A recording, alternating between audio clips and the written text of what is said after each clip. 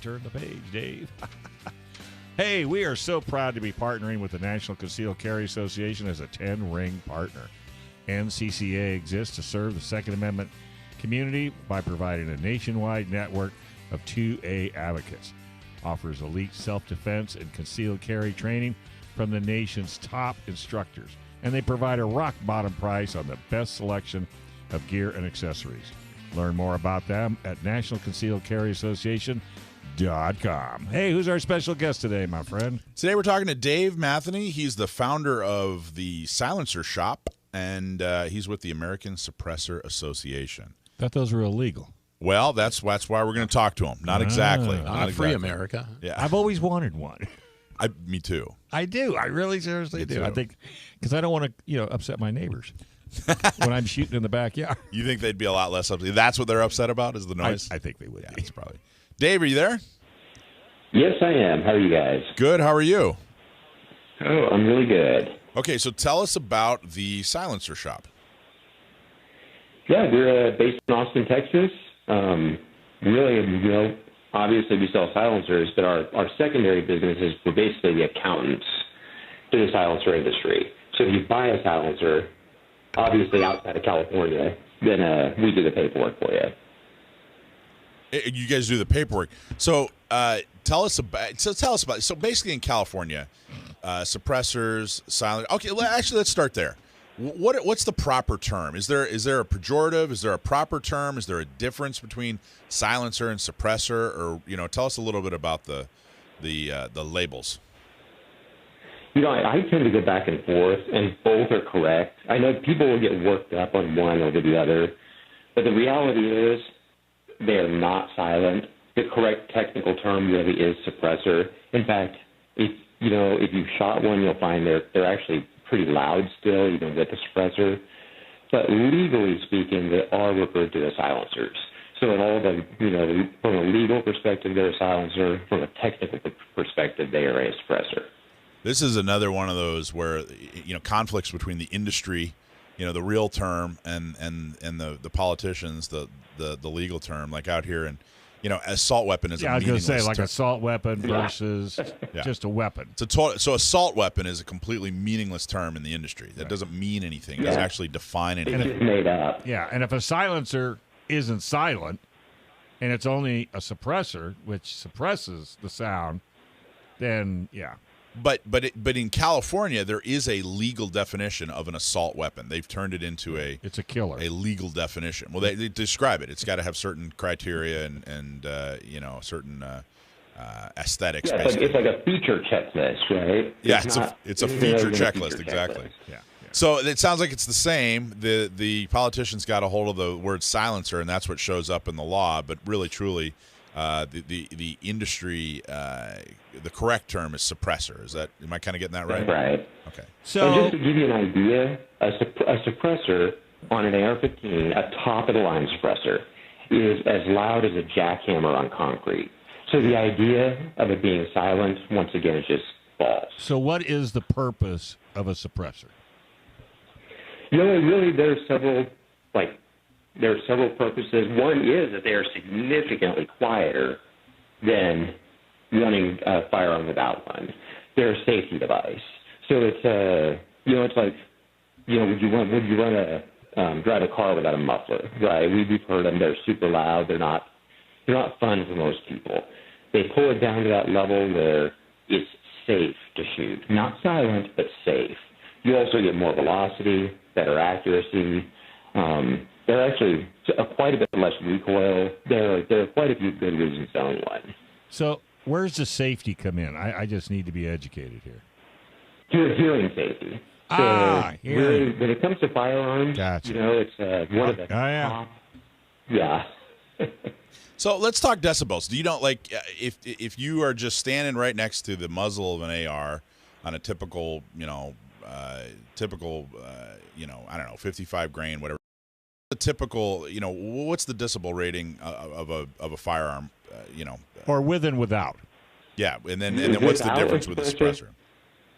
Without a suppressor on an AR-15, if you're standing about a meter away from the muzzle, you're typically looking in the high 160s, pushing 170 decibels, which is just unbelievably loud. Yeah. If you work in a server room that's 90 decibels, they'll make you wear hearing protection. Yeah. And the sound level doubles like every 3 decibels. It's a logarithmic scale.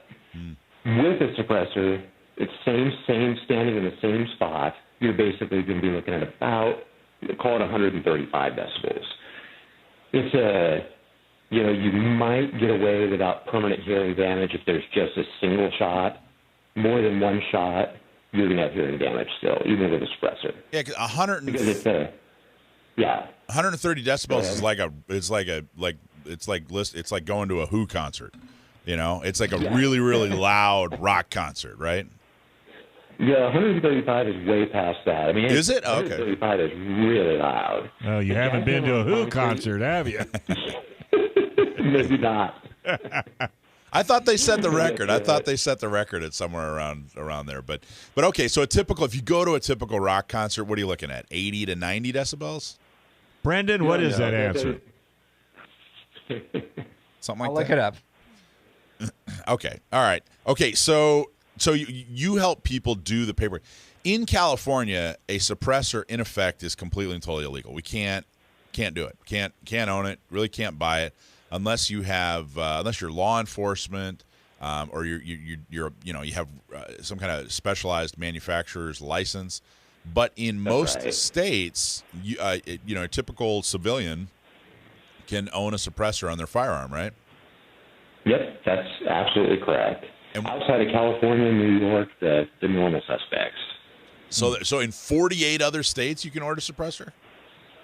There are actually 44, I believe, right now, where you can own a suppressor. But it's the states you would expect where you can't. All right, Dave, hold on a second. Our answer man has an answer. Right. So loudest thing for a crowd, Kansas City Chiefs game on an average get 142 decibels. Jeez. Yeah, I know. And then there's a heavy metal band by the name of Manowar. They had a 139 decibel concert. Yeah, I think Joe was there for. Can you hear us, Joe? Which one? Yeah. Can you hear us, Joe?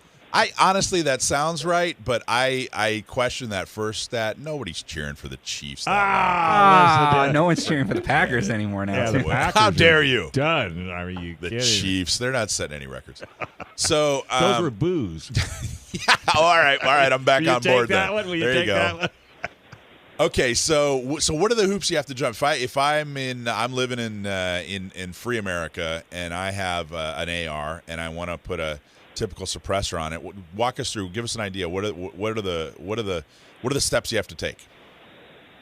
So basically, the process is, from beginning to end, you buy the suppressor. There's a $200 tax, and that's a federal tax. That's been in place since the 1930s. You fill out, there's quite a bit of paperwork to fill out. It can range anywhere from, 4 or 5 pages to 100, depending on how you're filling it out. You mail that all to the ATF with copies of fingerprints, photographs, some supporting documents, stuff like that. And then you wait about 8 months for it to get approved. Once it gets approved, then you can take possession of it. So it's a pretty arduous process. It shows how gun registration, how well it works, right? Yeah. And why people should be afraid of it. How do you make a living doing that? You only could be able to, sell 1 or 2 a year? You know what? You would think that. It is, I will admit it's a small industry. I mean, last year there were a total of just, call it 220,000 sold in the U.S. We're a major player in the industry, so we'll do, of the paperwork, we'll do 2/3 of that volume on any given year, and we'll sell just over half those. Okay, so what you're telling me is when I watch TV and they put a suppressor on that gun and it just goes, that's not it? That is not reality. That is just TV. Just like cars don't explode when you get in a car accident. Well, right? You could see how effective, though, those federal laws are, because keeping those suppressors out of the hands of criminals, because you hardly ever see a criminal use a suppressor. Oh, yeah. So they must be effective. They're actually almost every single suppressor arrest and anything to do with law enforcement is all about possession. Because you can make them out of parts from Home Depot for like $10. They're not super complicated. Mark Wahlberg did it with a water bottle. Yeah, there you go. So I just want to emphasize what he just said. People that get arrested for having a suppressor, they're not robbing a bank. They're not committing a violent crime. It's a possession thing. So they're saying, hey, you're not supposed to have it. You're not supposed to have it. You didn't pay the $200 tax. You didn't file the paperwork. So therefore, you're getting busted. They're not actually, committing, like I said, a violent crime against somebody. It's a possession crime, which is ludicrous. That's right. Ludicrous. Yep. Going back to registration, that's what it is. So, all right. So, do you buy the? You buy the suppressor first and then file the paperwork, but then you can't take possession of it until after, or is it one of those deals where as long as you get this license and then you can buy all the suppressors you want? No, you have to file the paperwork every time, and it's you do buy the suppressor first because the serial number of the specific unit you got has to go on that paperwork. Oh, okay. Well, is that a money-back guarantee? If you don't pass, you can get your money back? Well, it's not a background check. It is a background check, but it is. A background check for the firearm. So if I fail, so if I give not you, but the government, $200, I run all my paperwork, I can't take possession of it, and then you call me up and say, hey, Dave, guess what? You didn't pass. Do I get my $200 back? Yeah, they do give you $200 back. That's one thing that actually, surprisingly, I'll say, though, there hardly anybody gets disapproved because nobody goes through this process. Yeah, I was going to say. They get disapproved. I'm sticking with the plastic water bottle. That's all. That's pretty interesting. And so it lowers it significantly. So I'm assuming people, I'm sure there's a lot of people that it's just kind of a cool factor and it's just like, this is kind of neat. And like you said, it looks good. It looks good, but it probably, you said it improves the performance a little bit, your ballistics. Yeah, and I tell you, it is a game changer for hunting. Yeah, if you're hunting, that's where I was going. I don't know how much you guys hunt. You're out there, you've got one shot you're going to take all day long. The muffs suck. Even the electric ones are crappy. But for that one shot, you don't have to lug those stupid muffs around all day, and the hearing protection is now on your gun. For kids, they're fantastic. You go out hunting, shooting at the range. Suppressors are pretty awesome. Yeah. All right, we're going to talk to Dave after the break. This segment sponsored by John Dillon and the Dillon Law Group. If you have legal matters that involve firearms, then you need to call attorney John Dillon. If you have questions about red flag laws, gun registration, gun transportation, or maybe you need to know that your guns are California compliant, call our trusted firearms attorney, John Dillon. That's John Dillon, specializes in California gun laws. Call him at 760-642-7150. Or you can visit him at the website at DillonLawGP.com. All right, we're going to continue on talking with Dave Matheny. He's founder of Silencer Shop, and he's part of the American Suppressor Association.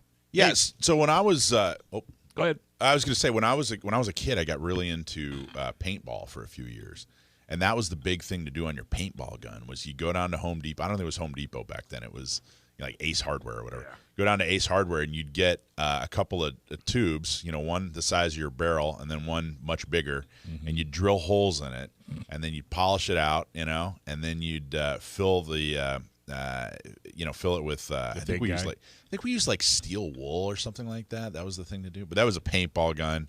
But that was the big thing to do was make you a suppressor for your paintball gun. No idea if that was legal back then. Do you sell those, Dave? I was underage, so did it work? It did. It worked really well. It actually worked really, really well. I mean, you had this big honking, it was like an Arizona iced tea can hanging off your gun, but it actually really did work really, really well. So, but we're talking about real suppressors here. Tell us a little bit about the American Suppressor Association. The American Suppressor Association really, there are two really aspects to it. On the one hand, they're all about education and defending our rights kind of, around the country. On the other hand, trying to push forward, especially at the state level, trying to legalize suppressor in states where they aren't legal yet, and have had a lot of success over the last 10 years. Talk about the success. What kind of success have you guys had? A lot of state regulations, as far as there are states where they were legal to own but not legal to hunt with. That's changed really around the country. I think the only state that's left as a holdout where there are weird hunting laws associated. You can own a suppressor, but it's hard to hunt with it. It's like Maine. Then there are also states where they're being legalized. Like, when I came on board with the DSA, Michigan wasn't even legal to own a suppressor at that point, and now they're, one of the bigger states. There have been 3 or 4 states that have become legal, and quite a few more than that have become legal for hunting. That's odd. Now, if I remember correctly, a few years ago, didn't Hillary Clinton make a statement about how horrible it would be if people had suppressors because they wouldn't be able to hear criminals and yeah.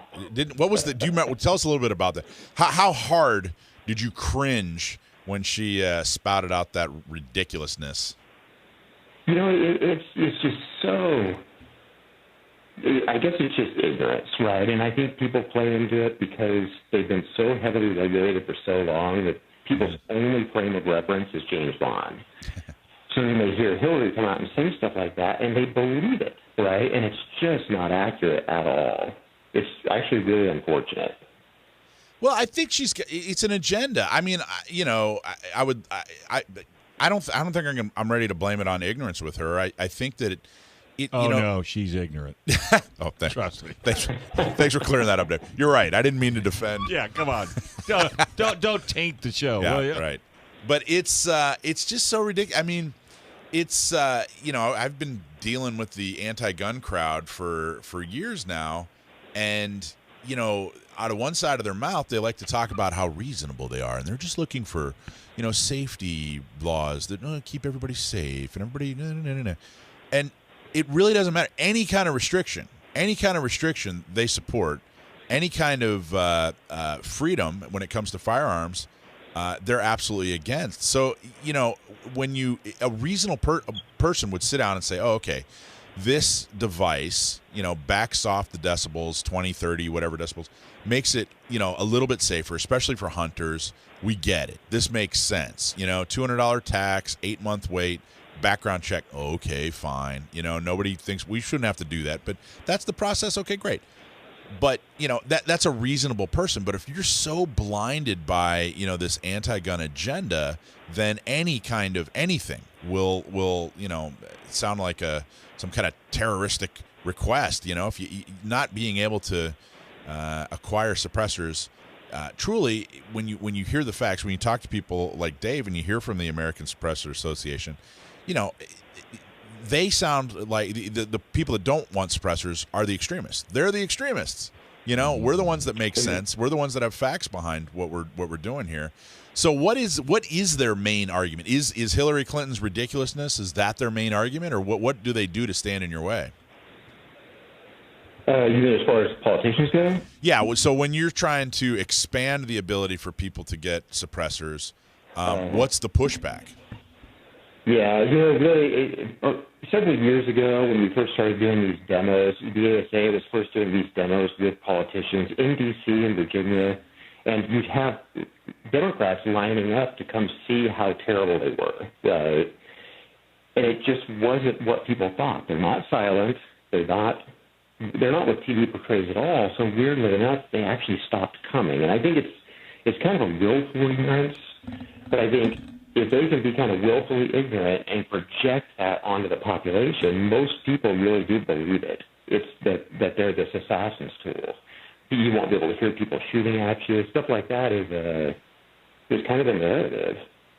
Now, how popular are suppressors talk about the difference between pistols and rifles? Are we mainly talking about long guns, or is there a real market for pistols when it comes to suppressors? For about as long as I've been in this industry, about 40% of the suppressors that are sold go on to rifles, long guns. About 40% go on to rimfires, so just your standard 22, and about 20% go on to handguns. Because they make the guns so much longer that it just changes the balance of them pretty significantly. I mean, they're still fun. There's still great use cases for them, including home defense. But they're not as useful in the real world as on a rifle. Interesting. And I didn't hear shotguns at all. Now, I saw No Country for Old Men. That guy had a suppressor on his shotgun, which, by the way, I saw that actual shotgun. It's in the NRA's museum in Virginia. It was pretty cool. Is that realistic, or is that movie? Does anybody put a suppressor on a shotgun? There is I guess, mass market, quote, suppressor for a shotgun. But the problem with shotguns is people who are shooting with shotguns, it tends to be very social. So if everybody you're hunting with or out shooting with doesn't have one, it kind of defeats the purpose. So then, why even add 8 inches to the length of your gun and, a pound? Nobody wants to do that, right? So they're not super popular. So one of our listeners, Rick Cohen, who's a good buddy of mine and a fantastic member of San Diego County Gun Owners, he wants to know, he said, I wonder how a suppressor screws with the local PD gunshot ID and locator system. Honestly, I don't know if I really know the answer to that. I've heard that it's, I've heard that fireworks set them off, and if fireworks set them off, then a suppressor definitely would set them off. So it's hard to imagine that there's, my guess would be that they would still work, but that's just a guess. It seems like it. If it's going from, what did we say, 170, 180 decibels down to about 130, 130 decibels is still, pretty insane. So yeah, you're getting down to the level of what a 22 would be unsuppressed. So if those gunfire systems will pick up a 22, they'll pick up a suppressed, higher caliber. So what's your out here in California? Trying to undo any gun laws is a miracle. But what are your thoughts on how to change the law in California? With suppressors, it's one of those crazy things where education. People just don't understand what they are and what they aren't, right? And I think if people really did understand it, the laws would change. I think outside of California, we see a lot of traction as more gun owners own them and start to understand them, the mentalities start to change. It becomes less of a kind of taboo item, right? Hopefully those, nationwide opinions just start pushing into California as they become more popular outside of California. Well, and that's kind of how it's going with carry licenses. The more people that have them, the less exotic they are, the more it's understood. The need. So it's probably very, very similar along the same lines. What about like an ADA angle? Does that happen a lot, or ADA being Americans with Disability Act, which is.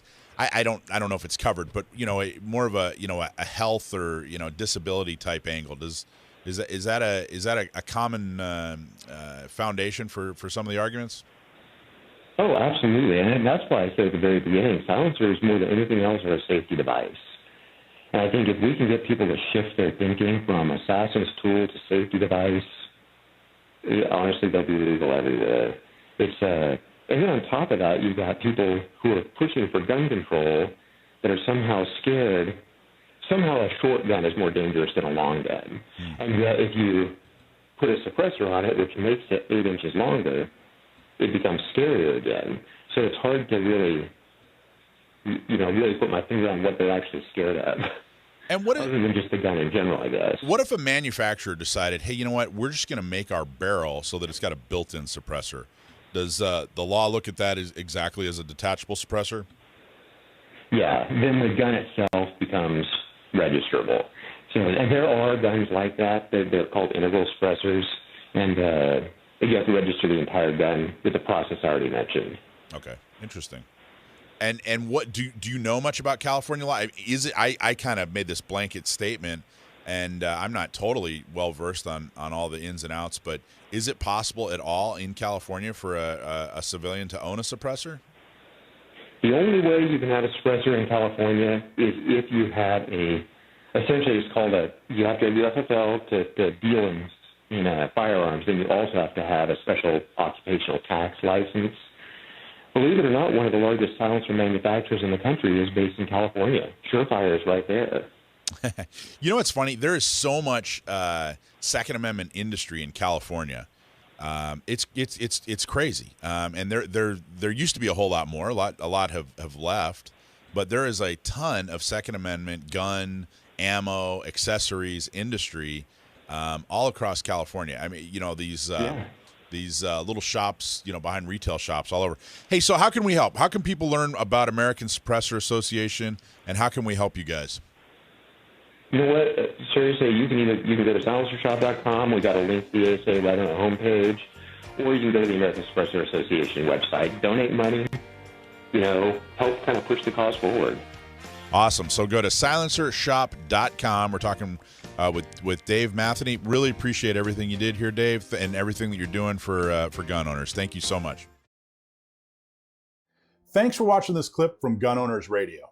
You can watch us live every Sunday from 4 to 6 p.m. California time, right here on our YouTube channel, or if you're in the San Diego area, you can listen to us on 1170 a.m. We're also available on your favorite podcast platform for free. Don't forget to like and subscribe so that you can help restore and protect the Second Amendment, not just in California, but across the country.